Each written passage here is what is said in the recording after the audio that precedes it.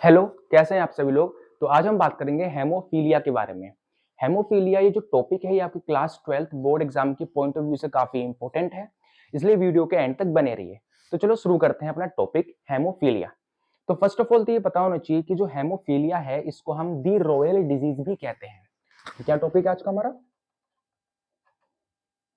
Haemophilia. ठीक है ना। तो फर्स्ट ऑफ ऑल तो ये पता होना चाहिए कि जो हेमोफीलिया है इसको हम द रॉयल डिजीज भी कहते हैं। ऐसा क्यों कहते हैं? क्योंकि इंग्लैंड की एक क्वीन थी, क्वीन विक्टोरिया। ठीक है ना। तो क्वीन विक्टोरिया जो थी वो इस डिजीज की कैरियर बनी थी। क्या थी इस डिजीज की? कैरियर। और उन्हीं क्वीन विक्टोरिया से ये जो डिजीज है हेमोफीलिया उनकी रॉयल फैमिली में फैल गई। ठीक है ना। इसलिए हम हेमोफीलिया को द रॉयल डिजीज भी कहते हैं। तो इस बात को ध्यान रखेंगे कि haemophilia is also called the royal disease. Now next बात ये ध्यान रखना है कि जो हेमोफीलिया है इसको हम रिसेसिव सेक्स क्रोमोसोमल डिसऑर्डर होता है एक टाइप का। क्या बताया मैंने? कि जो हेमोफीलिया है ये एक टाइप का रिसेसिव सेक्स क्रोमोसोमल डिसऑर्डर, यानी कि जो हेमोफीलिया है ये एक टाइप की जेनेटिक डिजीज है। ठीक है ना। और इसका जो जीन होता है वो ह्यूमन बॉडी के सेक्स क्रोमोसोम पे प्रेजेंट होता है। और वो कैसा होता है? रिसेसिव।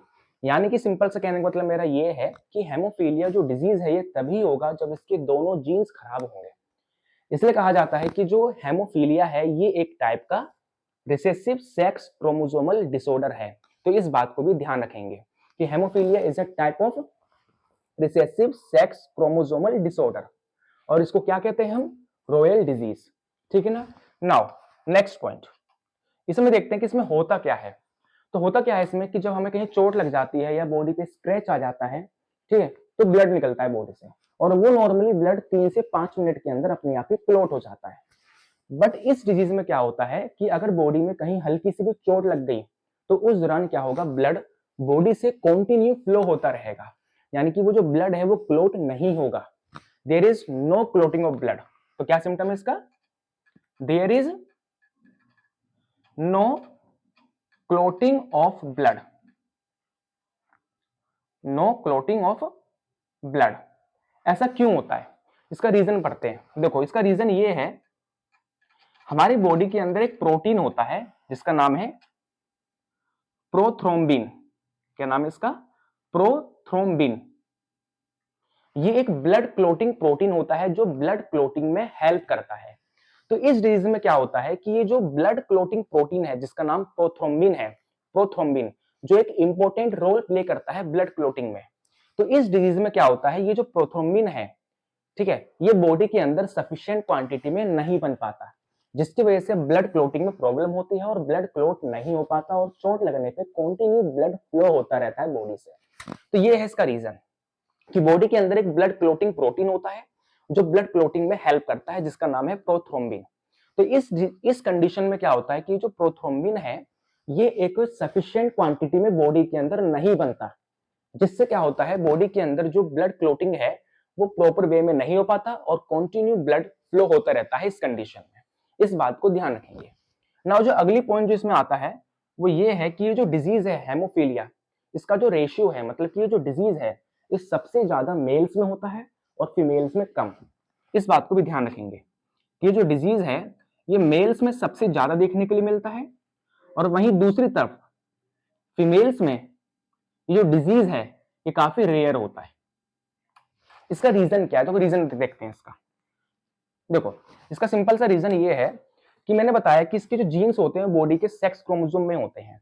अब ह्यूमन मेल में जो सेक्स क्रोमोसोम है वो XY होता है। क्या होता है? XY।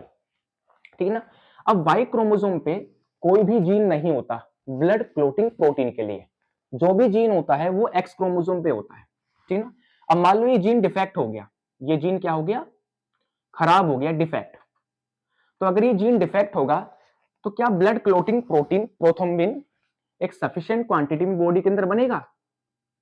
नहीं बन पाएगा, जिससे ब्लड क्लोट नहीं हो पाएगा इस कंडीशन में। ठीक है ना।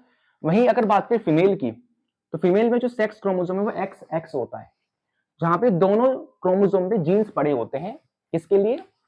इस प्रोटीन के लिए, ठीक है ना। अगर मान लो इसमें से एक जीन डिफेक्ट हो गया, ठीक है, तो यानी एक जीन डिफेक्ट है, तो यानी कि वो जो जीन है वो ये प्रोटीन नहीं बना रहा, बट जो दूसरा जीन है वो बिल्कुल हेल्दी है। तो दूसरा जो हेल्दी जीन है वो हेल्दी तरीके से क्या करेगा? प्रोथ्रोम्बिन का फॉर्मेशन करेगा। और ये प्रोथ्रोम्बिन क्या करेगा? जो इस जीन से बना है ये ब्लड क्लोटिंग में हेल्प करेगा इन फीमेल्स। तो यानी कि फीमेल्स में होने के लिए, यानी कि फीमेल्स के बॉडी में इस डिजीज को होने के लिए उनकी दोनों जीन्स खराब होने पड़ेंगे, ठीक है ना। बट मेल की बात करें तो मेल की सिर्फ एक्स क्रोमोसोम पे ही क्या होता है? इस प्रोटीन का जीन होता है, वाई क्रोमोसोम पे नहीं होता। इसलिए अगर मेल का ये जीन डिफेक्ट हो गया तो उसे 101% क्या होगा? उसको हेमोफीलिया से उसे सफर्ड होना पड़ेगा, ठीक है ना। जिससे क्या होगा? बॉडी के अंदर प्रोथ्रोम्बिन नहीं बन पाएगा और ब्लड क्लोटिंग नहीं हो पाएगी। इसलिए ये जो डिजीज है ये सबसे ज्यादा मेल्स में देखा गया है और फीमेल्स में ये काफी रेयर होता है। और इसका रीजन ये है क्योंकि फीमेल्स में उनके दोनों सेक्स क्रोमोसोम पे क्या होता है? ब्लड क्लोटिंग के लिए जीन होता है। अगर इसमें से अगर एक जीन खराब हो गया और दूसरा हेल्दी है तो वो सफिशिएंट क्वांटिटी में क्या करेगा? प्रोथ्रोम्बिन प्रोटीन बना देगा जो ब्लड क्लोटिंग के लिए क्या होगा? रेस्पॉन्सिबल होगा। बट मेल के केस में ऐसा नहीं होता है, वाई पे कोई जीन नहीं होता है, जो भी होता है एक्स पे ही होता है। यही रीजन है कि ये जो हेमोफीलिया डिजीज है ये सबसे ज्यादा मेल्स में देखने के लिए मिलता है और फीमेल्स में कम, ठीक है ना। तो ये है हेमोफीलिया, जिसे द रॉयल डिजीज भी कहते हैं। ये एक टाइप का रिसेसिव सेक्स क्रोमोसोमल डिसऑर्डर है, ठीक है ना। इसमें ब्लड की क्लोटिंग नहीं होती है, इसमें कंटिन्यू ब्लड फ्लो करता रहता है, ठीक है, चोट लगने पे। और इसका रीजन है कि हमारी बॉडी के अंदर एक ब्लड क्लोटिंग प्रोटीन होता है जिसका नाम है प्रोथ्रोम्बिन, ठीक है ना। अगर ये प्रोथ्रोम्बिन बॉडी के अंदर अगर एक सफिशिएंट क्वांटिटी में नहीं बनेगा तो इससे ब्लड क्लोटिंग में प्रॉब्लम होगी। यही रीजन है कि इस कंडीशन में चोट लगने पे कंटिन्यू ब्लड फ्लो होता रहता है। और अगली बात, ये डिजीज सबसे ज्यादा मेल्स में देखने के लिए मिलता है और फीमेल्स में सबसे कम। इस बात को भी ध्यान रखेंगे ना। ये जो हेमोफीलिया है ये दो तरह के होते हैं। टाइप्स की बात करें तो ये 2 टाइप्स के होते हैं। पहला होता है हेमोफीलिया ए और दूसरा होता है हेमोफीलिया बी। इतना तो आपको समझ आ गया कि इस डिजीज में क्या होगा? कंटिन्यू ब्लड फ्लो होता रहेगा, यानी ब्लड क्लोटिंग नहीं होगी। अब हमारी बॉडी के अंदर टोटल 13 फैक्टर्स होते हैं, 13 फैक्टर्स जो ब्लड क्लोटिंग में हेल्प करते हैं, ठीक है ना। तो हेमोफीलिया में क्या होगा कि बॉडी के अंदर जो 8th फैक्टर है उसकी कमी हो जाएगी जिससे ब्लड क्लोट नहीं हो पाएगा, दैट इज हेमोफीलिया ए।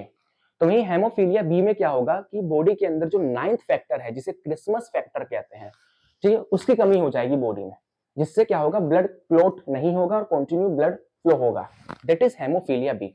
तो सिंपल से याद रखना है कि हेमोफीलिया 2 टाइप्स के होते हैं, haemophilia A and haemophilia B. अगर ये वीडियो अच्छा लगा तो इसे लाइक एंड सब्सक्राइब जरूर करें। Thank you.